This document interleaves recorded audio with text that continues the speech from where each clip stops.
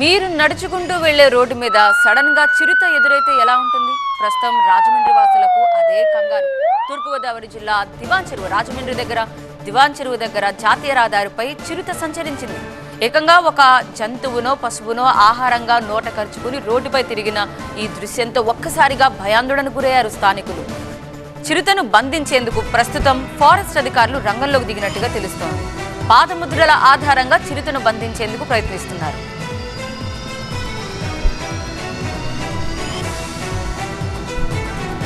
మీరు చూడొచ్చు, చిరుత రోడ్డుపై సంచరిస్తున్న దృశ్యంతో పాటు పాదముద్రలు కూడా మనకు కనిపిస్తున్నాయి.